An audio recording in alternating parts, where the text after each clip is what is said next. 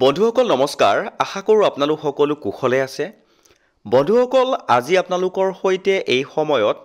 জনাবলৈ লৈ আছো চাওক কৰ্মচাৰী আৰু পেনশনাৰ সকলৰ 8th পে ৰিভাইজক লৈ হেহতিয়াকৈ এটা নতুন খবৰ আহিছে বন্ধুসকল ইতিমধ্যে আপোনালোকে জ্ঞাত যে 8th পে ৰিভাইজৰ টাৰ্মছ অফ ৰেফাৰেন্সৰ কথা চৰকাৰে ঘোষণা কৰাৰ পাছতেই 8th পে ৰিভাইজক লৈ বিভিন্ন ইনফৰমেশন আহি থকাৰ সময়তেই হেহতিয়াকৈ আন এটা নতুন আৰু গুৰুত্বপূৰ্ণ ইনফৰমেশন প্ৰকাশ পাইছে আৰু এই ইনফৰমেশনটোৰ বিষয়ে অৱগত হোৱাৰ লগে লগে আপোনালোকৰ সৈতে শেয়াৰ কৰিছো দেখুৱাবলৈ লৈ আছো চাওক চৰকাৰে সদনত 8th পে ৰিভাইজৰ এটা স্পষ্টীকৰণ দিছে এই সময়ত কৰ্মচাৰী আৰু পেনশনাৰ সকলৰ বাবে এটা অতিকৈ দৰকাৰী আৰু গুৰুত্বপূৰ্ণ ইনফৰমেশন বুলি ক'ব পাৰি বন্ধুসকল আজিৰ এই ভিডিঅ'টোৰ জৰিয়তে আপোনালোকক এই গুৰুত্বপূৰ্ণ ইনফৰমেশনটোৰ বিষয়ে সম্পূৰ্ণ সবিশেষ আপোনালোকে বুজি পোৱাকৈ আৰু সহজ সৰলকৈ জনাবলৈ যত্ন কৰিম আৰু এইখিনিতে আপোনালোকক এটা সৰুকৈ ৰিকুৱেষ্ট কৰিছো যদি প্ৰথমবাৰৰ বাবে আমাৰ চেনেলৰ ভিডিঅ'সমূহ চাই আছে তেনেহলে চেনেলটো সাবস্ক্ৰাইব কৰি হাতত ৰাখিব তে বন্ধুসকল এটা গুৰুত্বপূৰ্ণ ইনফৰমেশন হেহতিয়াকৈ প্ৰকাশ পাইছিলে আৰু ইনফৰমেশনটো চাওক আপোনালোকৰ সন্মুখত মই দেখুৱাবলৈ লৈ আছো চাওক লোকসভাত এই ইনফৰমেশনটো প্ৰকাশ হৈছিল আৰু চৰকাৰে লোকসভাৰ 212 নম্বৰ প্ৰশ্নৰ উত্তৰ হিচাপে 8th পে ৰিভাইজৰ সৈতে জড়িত গুৰুত্বপূৰ্ণ ইনফৰমেশন প্ৰকাশ কৰিছে আপোনালোকক এই গুৰুত্বপূৰ্ণ ইনফৰমেশনটোৰ অসমীয়া অনুবাদটো জনাবলৈ যত্ন কৰিম আৰু তাৰ আগতে আপোনালোকক এটা সৰু ইনফৰমেশন জনাবলৈ লৈ আছো চাওক এইটো আপোনালোকে মন কৰিব এই ইনফৰমেশনটো আপোনালোকে অৱগত হোৱাৰ পাছতেই যেটো গুৰুত্বপূৰ্ণ ইনফৰমেশন আছে সেইটো ভালকৈ আপোনালোকে বুজি পাব প্ৰথমতে চাওক ডিএ মাৰ্জ কৰিলে কি হ'ব যদি কৰ্মচাৰী সকলৰ ডিএ মাৰ্জ কৰা যায় তেতিয়া হলে দৰমহা বাঢ়িব অৰ্থাৎ বেসিক পে বাঢ়িব আৰু সকলো এলাউন্স বৃদ্ধি পাব যিমানখিনি এলাউন্স এজন কৰ্মচাৰীয়ে পায় সেই সকলোখিনি এলাউন্স বৃদ্ধি পাব ভৱিষ্যতৰ ডিএ বৃদ্ধি লাভজনক হ'ব তেওঁৰ কাৰণে পেনশনাৰ সকলৰ বাবে পেনশন বাঢ়িব ৰিটায়াৰমেন্টৰ বেনিফিটস সমূহ বাঢ়িব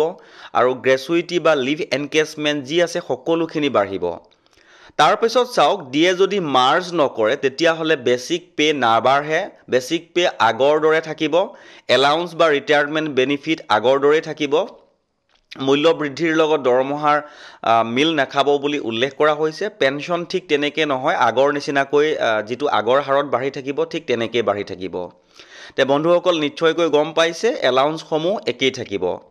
তে এতিয়া আহিছো আপোনালোকক জনাবলৈ লৈছো যে সহজ সৰল ভাষাত যদি ডিএ মাৰ্জ কৰিলে মই এইখিনিতে আপোনালোকক জনাই আছো এইটো কাৰণে যে আপোনালোকে এই ইনফৰমেশনটো ভালকৈ গম লৈ ললে যেটো মূল ইনফৰমেশন হ'ব সেইটো আপোনালোকৰ কাৰণে বুজিবলৈ সহজ হৈ পৰিব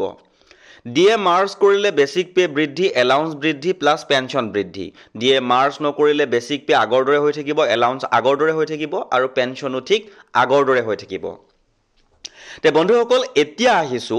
লোকসভাত যেটো প্ৰশ্ন কৰিছিলে সেই প্ৰশ্নটোৰ অসমীয়া অনুবাদ আপোনালোকক দেখুৱাবলৈ লৈছো ভাৰত চৰকাৰ অৰ্থ মন্ত্ৰালয় ব্যয় বিভাগ লোকসভা প্ৰশ্নৰ নম্বৰ 212 আৰু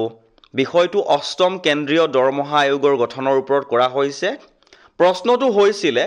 চৰকাৰে হেহতিয়াভাৱে অষ্টম কেন্দ্ৰীয় দৰমহা আয়োগ গঠনৰ বিষয়ে কোনো নটিফিকেশন জাৰি কৰিছে নেকি যদি জাৰি কৰিছে তেন্তে তাৰ বিস্তাৰিত বিৱৰণ দিয়ক কেন্দ্ৰীয় চৰকাৰী কৰ্মচাৰী বা অৱসৰপ্ৰাপ্ত লোকসকলৰ 30 বছৰৰ অভূতপূৰ্ব মূল্য বৃদ্ধিৰ পৰিপ্ৰেক্ষিতত ডিএডিআৰক মূল দৰমহাৰ লগত একত্ৰিত কৰি তৎক্ষণাত ব্যৱস্থা ৰূপে চৰকাৰৰ কিবা প্ৰস্তাৱ আছে নেকি যদি আছে তাৰ বিস্তাৰিত ইনফৰমেশন দিয়াৰ কথা উল্লেখ কৰিছে যদি নাই তেন্তে তাৰ কাৰণসমূহ জনাবলৈ উল্লেখ কৰিছে আৰু উত্তৰটো আপোনালোকক জনাবলৈ লৈছো উত্তৰ কেনেকে অৰ্থ মন্ত্ৰালয়ৰ ৰাজ্য মন্ত্ৰীয়ে কেনেকৈ উত্তৰটো দিছিলে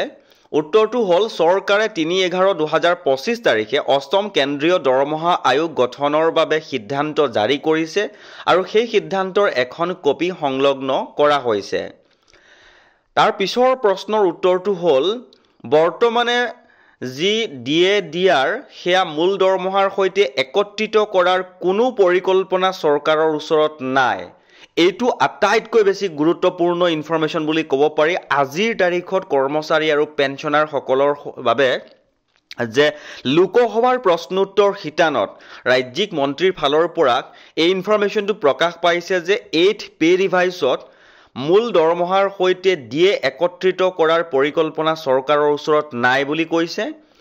আৰু এটা কথা উল্লেখ কৰিছে যে জীৱন যাত্ৰাৰ ব্যয়ৰ বৃদ্ধিৰ লগত মিল ৰাখিবলৈ আৰু দৰমহা অৱসৰ ভাত্তাৰ প্ৰকৃত মূল্য ৰক্ষা কৰিবলৈ DA/DRৰ হাৰ প্ৰতি 6 মাহৰ অন্তৰে সংশোধন কৰা হয়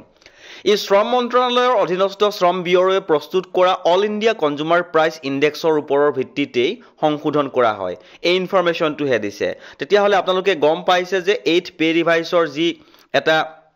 আংশিক ইনফৰমেশ্যন আগতীয়াকৈ আপোনালোকে আজিৰ তাৰিখত গম পালে যিহেতু লোকসভাত প্ৰশ্নোত্তৰ শিতানত এই গুৰুত্বপূৰ্ণ প্ৰশ্নটো কৰা হৈছিলে বন্ধুসকল এটা গুৰুত্বপূৰ্ণ ইনফৰমেশ্যন পালোঁ আৰু আপোনালোকৰ সহায় হোৱাকৈ লগে লগে শ্বেয়াৰ কৰিবলৈ যত্ন কৰিলোঁ আৰু যদি ইনফৰমেশ্যনসমূহ ভাল লাগিছে ভিডিঅ'টো এবাৰ শ্বেয়াৰ নকৰাকৈ নাথাকিব